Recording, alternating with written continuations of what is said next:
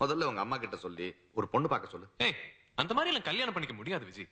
அது தானா அமையணும். நம்ம மனசுக்கு பிடிச்ச மாதிரி ஒரு பொண்ணு நம்ம கண்ணுல படணும். அவளை பார்த்த உடனே தெரியும் வாழ போற 100 வருஷங்கள். என்ன கண் கலங்குதுடா. கிண்டல் பண்ணாத விஜய். பின்னா பார்த்த உடனே எப்படிடா தெரியும்? அது அப்படிதான். இந்த காமிக் புக்ஸ் எல்லாம் வருமே, தலைக்கு மேல பல்ப் எரியும், மணி அடிக்கிற சத்தம் கேட்கும். அதுக்கு நீ எலக்ட்ரிஷியன் ஆகும் இல்ல சர்ச்ல மணி அடிக்கிறவனாவும் இருக்கணும். அதெல்லாம் நடக்கிற காரியம் நடக்கும் விஜய். சரி, அது வரைக்கும் செக்ரட்டரி என்ன பண்ண போற? உனக்கு பல்ப் எரியறதுக்குள்ள ஒரு ஃபியூஸ் புடிங்கிட்டு போறாரு. அவன் கிடக்குறான். ஐயோ, பாத்தியா காதல பத்தி பேசின வீரம் எப்படி வருது? ஏய் விஜய், உனக்கு இந்த மாதிரி எதுவும் தோணுதே இல்லையா? எப்படி இந்த பல்ப் எரியுது, மணி அடிக்கிறது ஆக்சிடென்ட்டா? எனக்கு ஒன்னு சொல்லிடாத ப்ளீஸ். பேச விட மாட்டியே.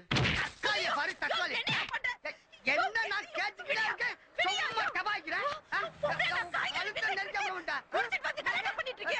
நான் ஆம்பளை அப்பதாண்டி குடிப்பேன். யார பார்த்து ஆம்பளையான்னு கேட்டேன். ஒரு மூக்குக்கு 2 மூக்குத்தி தேவையா? உன்னை கொல்லாம குத்த எடுக்கிறியா இல்லையா? முந்தானில முடிச்சு வச்சிருக்கீங்களா? என்னையே டபாய்க்கிற தாலி கட்டின புருஷன் கேட்கிற ஒரு ரெஸ்பெக்ட் இல்ல.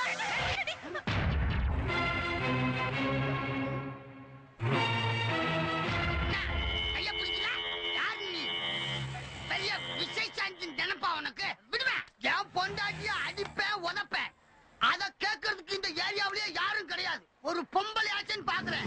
இத காண்டி ஒரு ஆம்பளையா இருந்திருந்தா நடக்கிறதே வேற.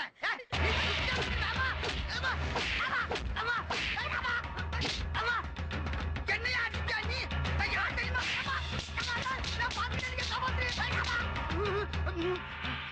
என்ன கண்ணா மங்களா தெரியுது?